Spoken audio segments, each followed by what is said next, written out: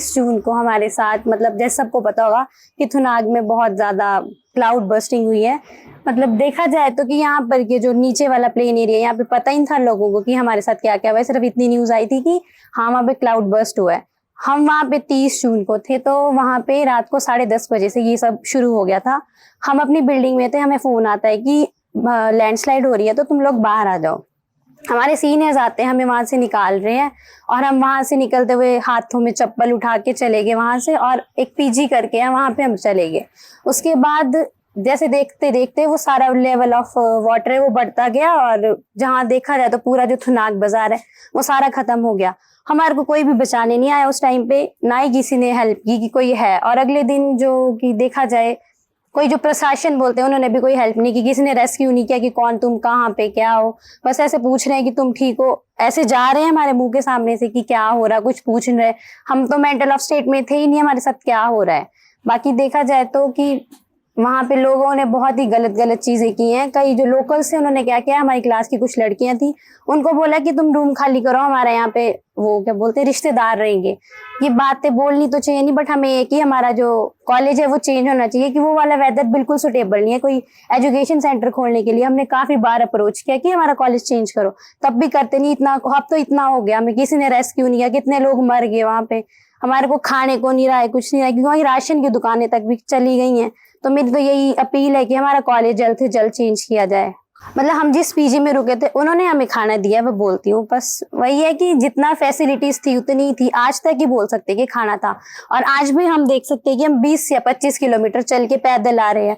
हमने बोला अपने मतलब वहाँ के तहसीलदार सर हमें बोलते हैं कि यहाँ से तुम नहीं जा सकते, बट वही है ना, हमारे पेरेंट्स भी तो हैं कुछ, वो लोग बोलते तुम यहीं रुको, तुम किसके उससे जाओगे, कि अपने रिस्क पे जाना। अब हम भी अपने रिस्क पे आगे 20-25 किलोमीटर तक, कांठा तक रोड, वहीं से बसेस आ रही है। तो वहां पे मेरे पापा भी आ रहे थे लेने, उससे पूरे 2 या 2.5 दिन बाद हमारा नेटवर्क आया। वो भी हमारी जहाँ पे एग्जैक्ट लोकेशन जहाँ पे हमें, वहां नहीं है, मिनी सेक्रेटेरिएट एक वहां पे, वहां पर जाके हमारे को लोकेशन मिली कि वहां जाके हम फोन कर सके। उनको तो कुछ पता ही नहीं था, उनका यही था कि बस कि तुम यहाँ से नहीं जाओगे, पहले यहीं रहो। अभी उनका था कि तुम रिटर्न लिख के दोगे, अपने रिस्क पे जा रहे हो। सर इस टाइम पे तो उनको हेल्प करनी चाहिए। तो मैं भी उस टाइम वहीं था जब ये सब कुछ हुआ। तो रात को जब मेरे रूम तो फिर भी थोड़ा बहुत सेफ था, पर वहाँ पे जो खड्ड है वो बहुत ज़्यादा आ गई थी।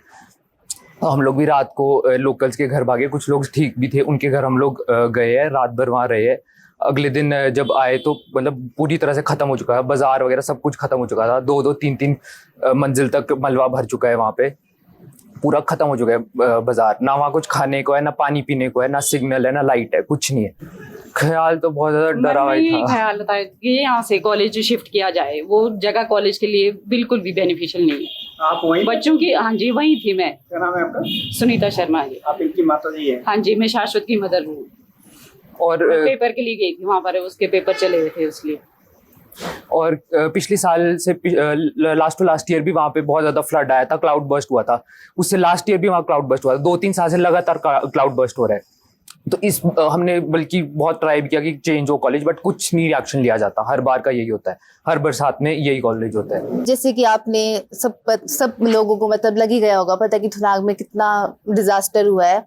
मतलब मेन चीज तो वहाँ की ये है कि वहाँ पर कोई भी मेडिकल फैसिलिटीज का मतलब दिया ही नहीं गया है कुछ भी। सबसे बड़ी बात ये है कि हमारी जो टीचर्स थी, प्रोफेसर्स थे, वो 2 प्रेग्नेंट लेडीज थी, ठीक है, और हमारे यहाँ के मतलब कॉलेज के बच्चे लेके गए हैं उनको पीठ पे उठा के। आप सोच सकते हो थुनाग कितना बड़ा एरिया है, मतलब पहाड़ी एरिया है, और कैसे इतना मुश्किलों में उनको लेके गए।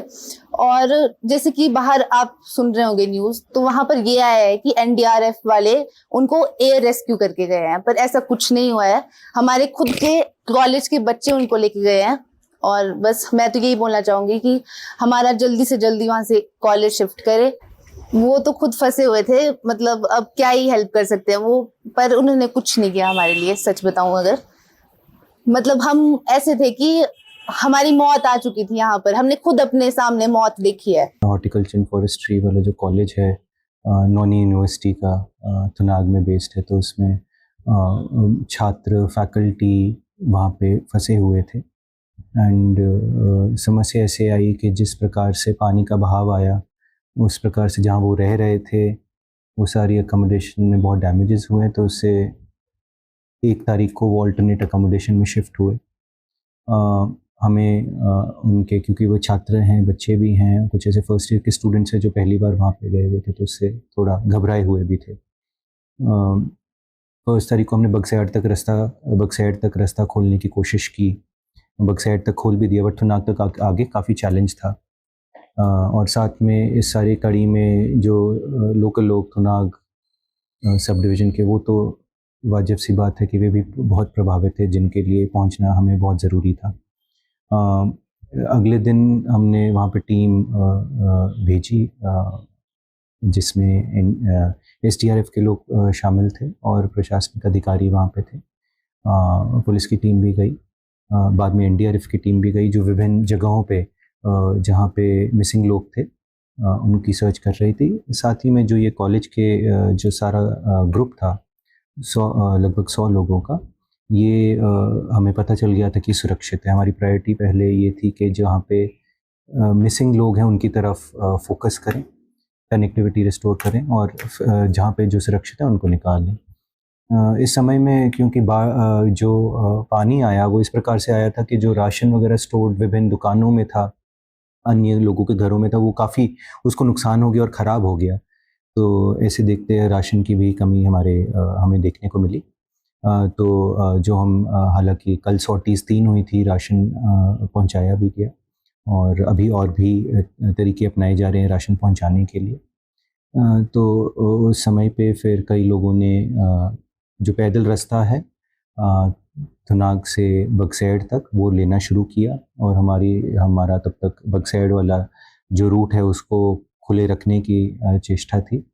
और वहाँ पे हमारी लोकल टीम ने भी उनके साथ लाइजन करके उनके साथ अन्य सरकारी कर्मचारी और टीचर्स, जो फैकल्टी मेंबर्स थे, उनकी देखरेख में ये सारे छात्र फिर बक्सैड तक आए, ग्रुप्स, छोटे छोटे ग्रुप्स में, और बक्सैड के रिलीफ कैंप से लेके वहाँ पे कईयों के पेरेंट्स भी बक्सैड आए उनको लेने, और अधिकतर को वहाँ से HRTC की बसेस में, जो 92 की संख्या रही सारे ग्रुप की, उनको यहाँ से स्पेशली बसेस डिप्लॉय करके उनको वहाँ से उनकी इवैक्यूएशन पूरी संपन्न हो पाई। और हर्ष की बात है कि कोई चोट और इंजरीज किसी को नहीं थी।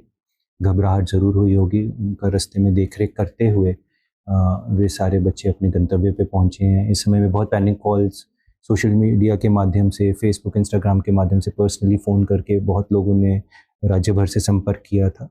तो हर्ष की बात है कि ये सारी एक्सरसाइज में वे अभी जब तक वहाँ पे स्थिति सामान्य नहीं हो जाती, वे अपने घर पे सुरक्षित रहेंगे।